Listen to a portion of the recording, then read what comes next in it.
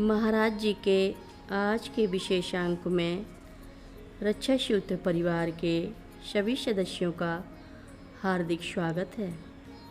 बाबा जी के भक्तों को राम राम। एक बार बद्रीनाथ की यात्रा में माँ के साथ गए सब लोगों ने माड़ा गांव देखने की इच्छा प्रकट की। माड़ा गांव भारत तिब्बत सीमा पर भारत का अंतिम गांव है। हम कार से भीम पुल तक गए, फिर माड़ा गांव का थोड़ा भ्रमण करके वहां की महिलाओं से मिले। माड़ा गांव की महिलाओं का विश्वास है कि वे भगवान नारायण की गोपियां हैं। अपने परंपरागत पहनावे गाती पाती में वे इतनी सुंदर लगती हैं जैसे भगवान की ही गोपियां हों। थोड़ी देर भीम पुल पर बैठकर सभी ने विश्राम किया। भीम पुल सरस्वती नदी के उद्गम स्थल पर स्थित है। कुछ समय वहां बिताने के बाद माँ ने हमसे पूछा, वसुधारा चलते हो? माँ ने बताया कि वसुधारा इतनी पवित्र जगह है कि उसके जल की एक बूंद को भी अमृत माना जाता है। ऐसा कहकर माँ वसुधारा जाने के लिए खड़ी हो गई। हम में से 4-5 लोग भी माँ के साथ वहाँ जाने के लिए तैयार हो गए। मेरे लिए वसुधारा से अधिक माँ के साथ ऊंचे पर्वतों की पद यात्रा करने का मन में जो सपना सा था वो सच हो गया। जो लोग साथ नहीं चल रहे थे वे छोटी माता जी को वापस बद्रीनाथ लेकर चले गए। वसुधारा समुद्र की सतह से 12,000 फीट की ऊंचाई पर स्थित है और वहां पर लगभग 400 फीट ऊंचाई चट्टान से पानी के झरने का प्रभाव होता है। वसुधारा जाने के लिए भीम पुल से लगभग 5-6 किलोमीटर सकरे पहाड़ी मार्ग से होकर पैदल जाना होता है। वह नवंबर का महीना था। अभी हम कुछ ही किलोमीटर चले होंगे कि पूरा परिदृश्य हिमाच्छादित दिखाई पड़ने लगा।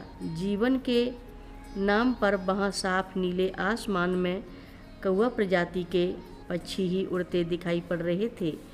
इन विलक्षण पक्षियों के पंख तो काले थे लेकिन चोंच, पैर और पंजे लाल रंग के थे। काफ़ी दूर चलने के बाद हमें जैसे आकाश से गिरती हुई चांदी की तरह चमकती पतली सी जल की धारा दिखाई पड़ी। उस घुमावदार मार्ग में प्रत्येक मोड़ के बाद ऐसा लग रहा था कि हम पहुंच गए हैं, जबकि वास्तव में हम काफ़ी पीछे होते थे। रास्ते का कहीं अंत नहीं दिखाई दे रहा था। बिल्कुल खड़ी चढ़ाई पार कर हम उस चट्टान के निकट पहुँचे जिससे वसुधारा निकल रही थी। वहाँ पहुँचने पर हमें एक बड़े से हिमखंड का अवरोध भी मिला। उस अवरोध को पार करने के बाद ही हम वसुधारा के तल पर पहुँच सकते थे।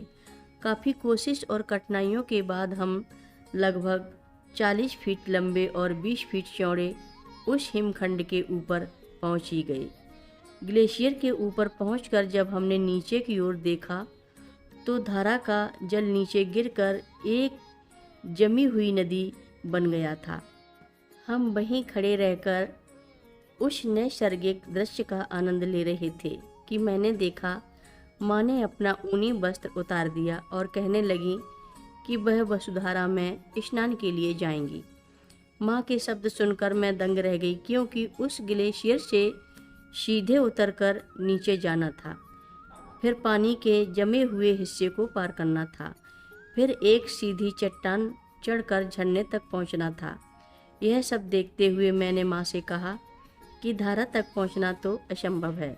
माँ बोली, महाराज जी कहते थे मैं हमेशा तुम्हारे साथ रहूँगा। मुझे माँ के शब्दों का संदर्भ उस समय समझ में नहीं आया। सब लोग इधर उधर कोई और नीचे उतरने का तरीका ढूंढने लगे। मैंने पीछे की तरफ निगाह डाली तो दूर बर्फ़ में केसरिया रंग के वस्त्र पहने कोई तीव्र गति से हम लोगों की ओर आ रहे थे। मैंने सोचा उन्हीं से कोई रास्ता पूछना चाहिए।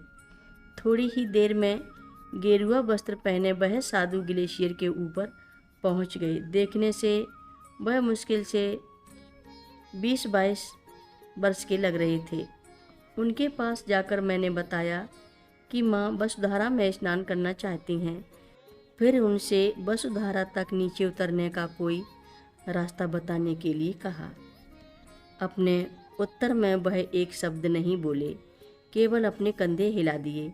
कंधे हिलाकर संभवतः वह अपनी स्वीकृति दे रहे थे, परंतु उनका प्रत्युत्तर मुझे अशिष्ट सा लगा। हमारी तरफ पीठ करके उन्होंने अपने वस्त्र खोले और केवल एक कौपीन धारण कर ग्लेशियर से नीचे उतरने लगे।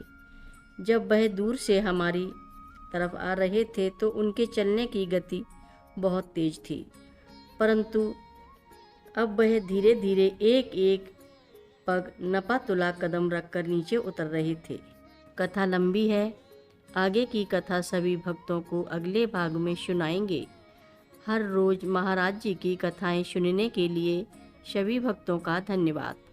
सभी भक्त रक्षा सूत्र चैनल को सब्सक्राइब करें, शेयर करें, लाइक करें, घंटी बजाना ना भूलें। कमेंट बॉक्स में लिख भेजें जय नीव करोरी बाबा जी महाराज।